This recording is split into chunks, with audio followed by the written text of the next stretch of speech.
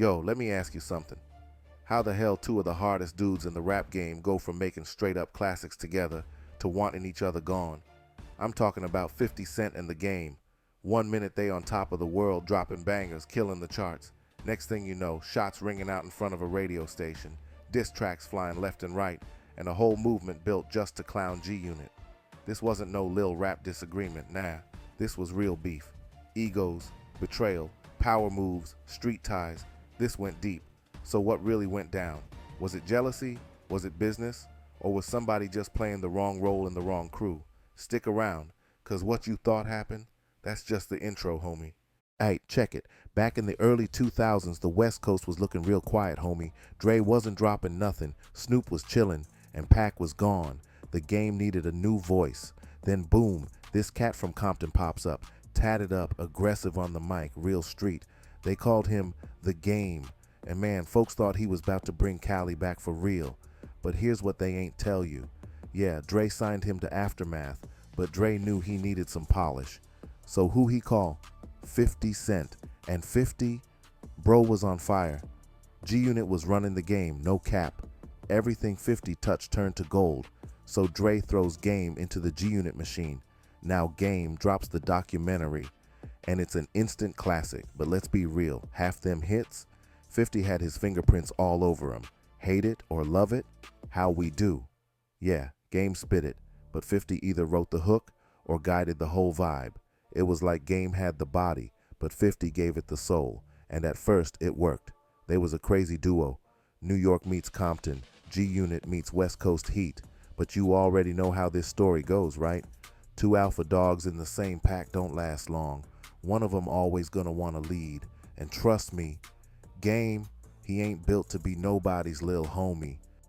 Alright, so picture this, 50 at the top of the game, G-Unit everywhere, he running the charts, running the streets, and he expecting everybody around him to ride with him, no questions asked.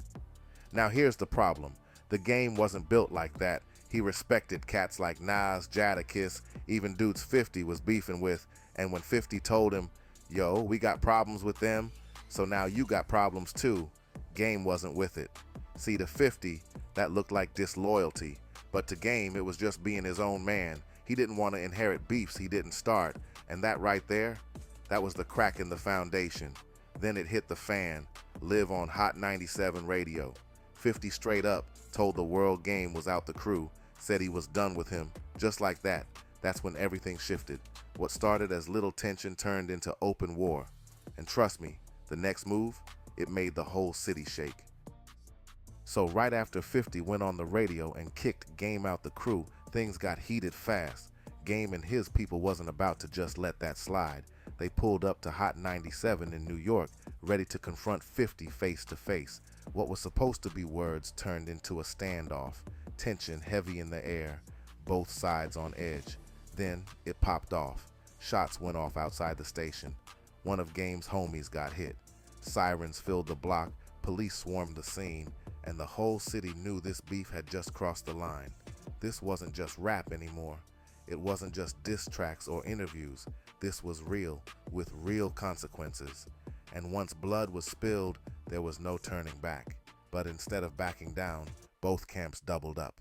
They took the fight from the streets straight into the music. After that Hot 97 chaos, neither side was letting up. Game went straight to the booth and dropped 300 bars and running. 15 minutes, yeah 15, of non-stop shots at 50 and the whole G-Unit crew. It wasn't just a diss track, it was a full-on demolition. 50 wasn't gonna stay quiet. He fired back with his own heat, clowning Game and making it clear he wasn't scared. The back and forth had the whole rap world locked in, everybody picking sides like it was the playoffs. But Game didn't just keep it on wax. He took it to the streets, turning the G-Unit campaign into a movement. Shirts, posters, even pulling up in neighborhoods yelling it out. He wasn't just beefing, he was trying to erase 50's whole brand. It got messy, it got loud, and honestly, it made history. Fans weren't just watching, they were part of it. But while the public saw all the jokes in the music, behind the scenes, there was a whole different kind of war brewing. Now, here's where it got real cold. Behind the scenes, the industry started closing doors on the game. Word was 50 and his people had pull with radio stations, labels, even execs. And once you crossed 50 back then, a lot of folks didn't want to deal with you. Game was basically iced out. No Dre beats, no G-Unit connects, no industry machine behind him. Most rappers would have folded right there, but not Game. Instead, he came back stronger. He dropped Doctor's Advocate in 2006, and here's the wild part. No Dre production, no 50 cosign, not even the big backing he had before. And guess what? The album still went platinum, straight off his grind, his name, and his fan base riding with him. That move proved something. Game wasn't just a product of 50 or Dr. He could stand on his own. But just when it looked like the storm was over, years later, a twist came nobody saw coming. Fast forward a few years, everybody thought the beef was dead. Then out of nowhere, photos pop up of 50 and Game in the same club, chilling. No fights, no chaos, just vibes. Fans were like, hold up, did they really make peace? Game even went on shows saying he was cool with 50, hinting that time had passed and they moved on. 50 played into it too, posting on Instagram, laughing like the past didn't even matter anymore. For a second, it looked like one of hip-hop's ugliest feuds had finally been buried.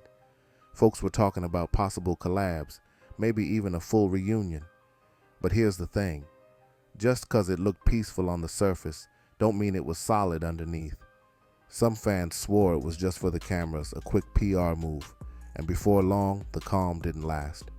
2022 rolls around, and the West Coast finally gets its moment, the Super Bowl halftime show. Dre puts the lineup together, Snoop, Eminem, Kendrick, Mary J, and even 50 popping out upside down for the surprise. The city was lit, but one name was missing, The Game. Now Game ain't keep quiet. He straight up said he felt disrespected, like he was left out on purpose.